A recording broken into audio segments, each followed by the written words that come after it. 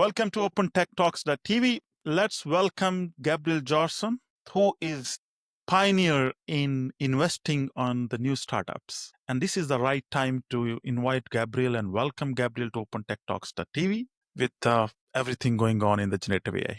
Gabriel, welcome to the Open Tech Talks. Thank you so much for having me. And yes, you're right. It's a great time to talk about this. Lots of things going on. Okay. So maybe just for audience, what you do and where are you based? Yes, I am based in San Francisco, though I'm from Paris originally. And I run a VC fund that I started in 2023 called Lobster Capital. And we only invest in the top 2% of Y Combinator startups, which is the best startup incubator in the world here in San Francisco. And we just try to find the best and invest in them. And we do a lot of content as well. We have a big LinkedIn presence, Twitter, X. And we also have a podcast and a YouTube channel. So we invest and we create content. And how did you start it? I started almost 20 years ago now. Okay. As an entrepreneur, mostly a failed entrepreneur, but when you fail, you learn, and I learned a lot of things. And I had 3 relatively small exits as a founder. Mhm. So I started as an entrepreneur with success and exits and mostly failures. And then I went on to becoming an angel. I started angel investing in 2013. So that's 12 years ago now. It went well. Then I went on to start an angel syndicate back in France. It became the largest French angel syndicate at the time, investing in French startups and then in Silicon Valley startups and then in YC startups. And then this syndicate became, or not the syndicate became, the syndicate was separate. And then I decided to start my own fund, Lobster Capital. So that's the entire last 20 years of my life. Okay. So maybe then bring discussions to last 2 years with after the chat GPT and everything is going into generative AI, all investment, organizations and everything. So what are some of the common traits you're observing being, and I'm relating this conversation to based on your profile that you have invested more than 100 and top 2% of Y Combinator. So what are the common patterns that are being emerged? Well, that's the beautiful thing when you follow Y Combinator so closely is they're really at the tip of the spear of innovation. This is really where the future gets built. And it has been for 15 years, 20 years now. But it's even more the case now. And YC attracts very ambitious founders who come here and build. Very quickly, starting in 2023, roughly 2 years ago, YC went all in on AI. Almost all of their startups, all of their batches were AI focused. And actually, if we go back 2 years, at the very, very beginning, I had some doubts. I didn't want to jump with my eyes closed into the next trending thing before we had crypto and NFTs. NFTs were the next trending thing. And I didn't jump with my eyes closed. I tried a few things and dabbled a little to, have a feel, but I wasn't sure. It was the same with AI at the beginning, if I'm honest. But rather quickly in 2023, after a few months, I realized, okay, actually it is much more important than NFTs. It is a much bigger revolution. And so then I started investing. Look, I'm not an AI only investor. I invest in lots of businesses, but first of all, if you're a startup investor in technology, if you're, a tech investor like I am, it would be foolish or probably even stupid not to invest in AI today, because it is one of the biggest shifts of the century, maybe of the millennium, we'll see. It is a huge shift anyway. And also, what is or isn't an AI startup? I invest in startups that they're not building a foundational model. They're, helping their customers with something. And of course, along the way, they use AI. Who doesn't use AI anymore? So is this an AI startup? Probably it is. But, so the frontier, the definition gets blurred. And potentially you could say almost every startup is an AI startup. So yeah, that's what I've been observing. Okay. So maybe a leading question to that one. So you're not only working with Y Combinator, where they done the first level validation and screening, and then you guys come on board. You also go directly in the market and you hunt yourself or your organization. Absolutely. You have to. Y Combinator has become so big. It really is a startup factory now. There's roughly 500 startups that go through Y Combinator now every year. It went up, it was more, and then it went down, and now it's around 500 per year. So, Yes, Y Combinator will present them to you at demo day, but you want to know about them before demo day, after demo day. Sometimes at demo day, they're not yet investable, ready. They don't have the growth or the traction that I'm looking for. So then you just follow them along, stay in touch, and maybe you end up investing 1 year later. I'm investing right now in a company that went through YC in 2023, and at the time they're not ready, but now they are, and I'm investing in them. So yes, it is during YC, but also before and after. And again, it's a big thing. There's more than 5,000 companies now that went through YC. That's around 10,000 co-founders. So that's a lot of people to track and to keep in touch with. Okay. So maybe what's your one of the or a few of the favorite failures during investment? Well, it's very interesting. Actually, one of my most famous failures is So Rare, the French unicorn. It's a NFT game where you collect mainly football or soccer, depending where you're football players, and it's like a trading card game with NFTs. I was offered to. I met with Nicolas, the founder, when he was raising his seed in 2018 or 19, and I said no. And I had the allocation. If I wanted to, he said, "Oh, would you like to come in?" It was PK that he offered me to invest, and I said no. And at the peak of its valuation, Sorare was worth, I think, 9 billion. So my investment would have this 150K would be 213 million euros that I would have had. It was, it's my most famous failure. I actually made a YouTube video about it. But a friend of mine sent me last week, apparently Sorare is close to not being able to make payroll and to close its doors because they're out of money. Apparently, it's not closed yet. It hasn't imploded, but it looks like it might. So it's so interesting. I'm answering your question and I'm going beyond. It's so interesting that your biggest failures sometimes are not what you think. And same with your biggest success. I'll tell you now another story where it's also a failure. It was my best investment ever. It was a YC company, neobank for SMBs. Millions of users, not tens or hundreds of thousands, millions of users in B2B, which is extremely rare. Amazing growth and revenue. It was almost a unicorn. It was valued the last round at $500 million, a half unicorn if you want. We reinvested, I think, 5 times because they were growing quickly, but they were very cash hungry.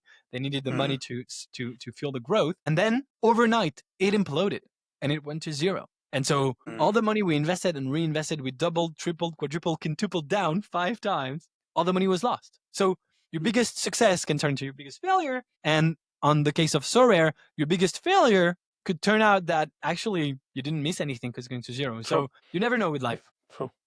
So then maybe what are some of the common traits or recipe you guys look into the startups? And this question is if someone is listening and they're thinking, planning, and they're doing something. So maybe that can give them some insights from your answer. Yes, absolutely. So first of all, I'm from Europe, moved to San Francisco. I could have moved everywhere. I could have moved to Japan, India, China, Australia, you name it, or London, and I could have chosen to invest anywhere. I could say, hey, India or China are big countries with lots of growth. I should invest there. Or I could invest in France, where I'm from, and I have money. I chose Silicon Valley. So I chose Silicon Valley and Y Combinator because I really resonate with what they talk about and the way they help you build your startup. So the first thing is make something people want. And Y Combinator always say at the very beginning, you should do 2 things, is build and ship code and talk to your users. So if you're a founder, you're getting started, you should ship and talk to your users and just iterate. Every day you ship something, you talk to your users, and then you put it in front of them. Hey, what do you think? Do it again and again and again and again. So that really is what I'm looking for as well. Companies that did that. And then if you do it enough, and if you're lucky and talented, you'll find product market fit. And I come in when startups already have product market fit. I'm not a pre-seed investor. I'm a post-PMF investor. I'm looking at startups that have very strong early traction, because if you have very strong early traction, good revenue, companies paying you and lots of them and growing quickly, it means you're making something people want. It means you've found something that customers really need and that they're ready to pay for. And so I'm looking at this. I'm looking at the founding team, because it still is seed. It's not pre-seed, but it's seed. So, team is everything. A good team can pivot, can go through a bad time and come out on the other side. A bad team with a good project, with a good idea, very likely won't make it till the end. So team is everything, but team is very difficult to define. It's human to human, right? So how can you make sure? So of course we have some clues of what makes good teams, but it's never set in stone. It's never perfect. But I'll stop there because I could be answering for 30 minutes. There's lots of things that I look for. I've been investing now for 12 years. True. But probably the biggest two are team and early traction / PMF customers. Okay. And what are some of the common gaps you see when startups pitch you or maybe they present you? What are the is there some common narration which you can find out? Yes. I mean, so there's two ways to answer this. There's one way of what's the most common inside YC, which is my day job. But that's not very useful for your audience because most of them are not YC. I hope some of them are or will be, but most of them are not YC. So I'll answer in a more general way because even though I'm not investing outside of YC, I get pitched every day. Right. That's what happens when you're an investor. First of all, I think many startups don't do what I just said before. Talk to users, ship, iterate, try to find PMF. So that's one thing. I see a very common mistake of founders building something for too long.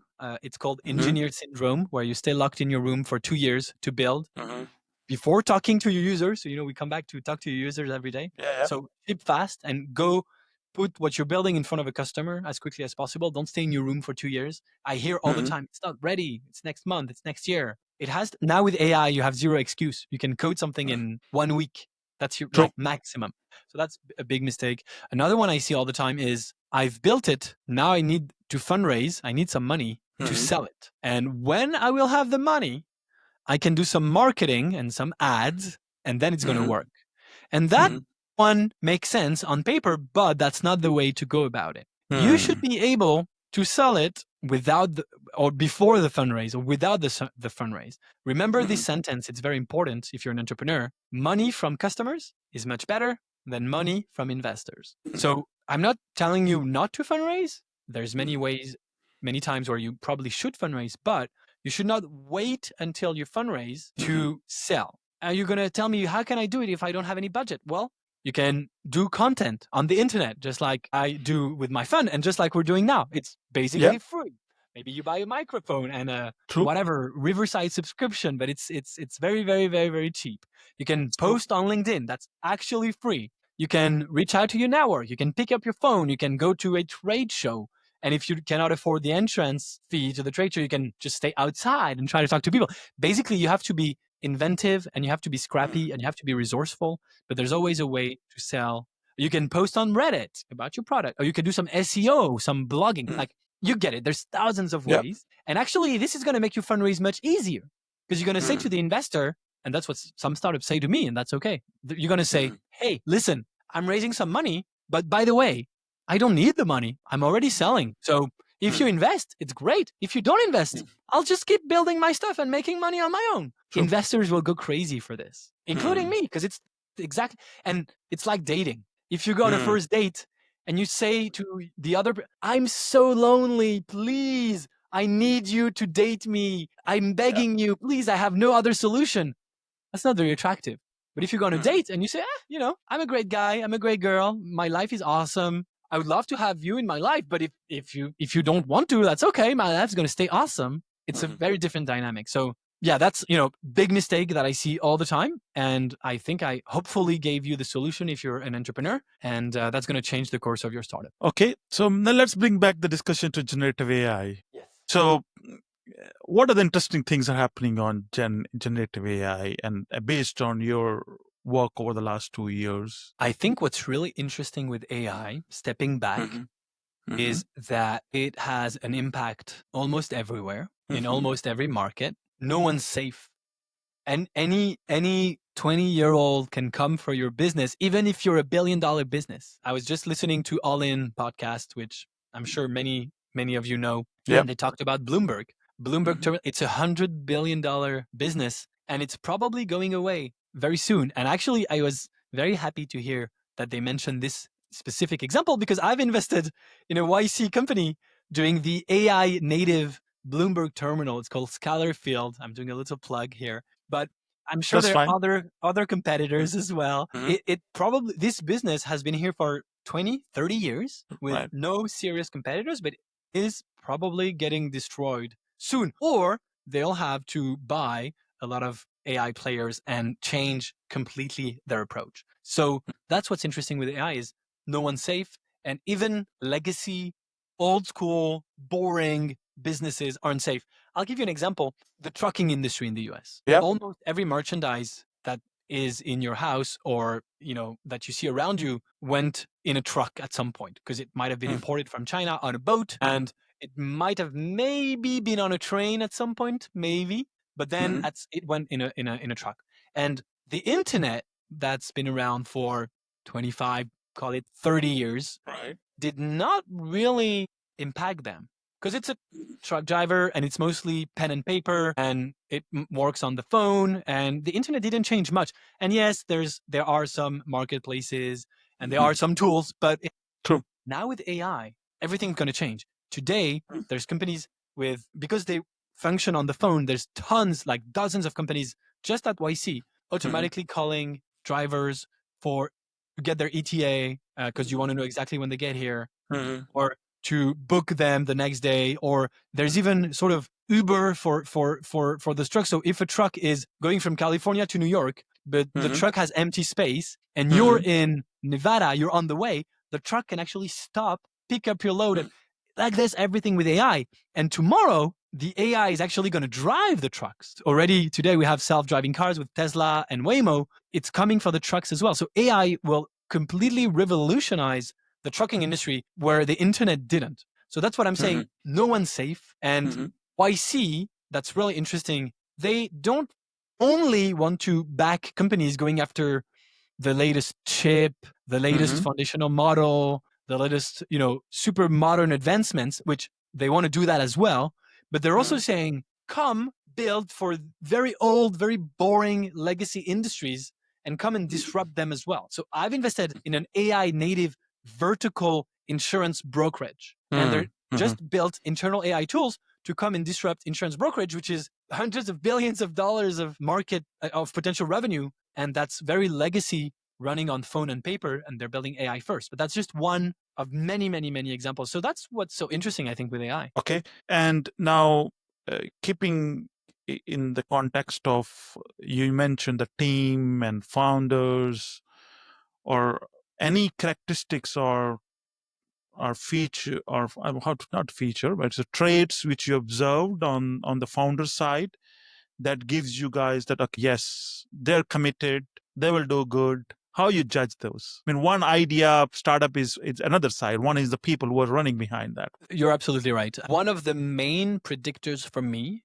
and I think it's something you can use in every aspect of your life. One of the best predictors of someone's future is someone's past. So I'll give you several examples. If you know someone who never works out, he or she is a couch potato, always on the couch, always snacking, and says, next week I'm going to run 3 times. And then you have a health coach that's been healthy and working out his entire life and say, next week I'm going to run 3 times. Who do you think is more likely to actually do it? So of course, it's not perfect. Maybe the couch potato suddenly has a realization and be like, okay, I actually will. It happens. I was a couch potato for many years, and now I work out a lot.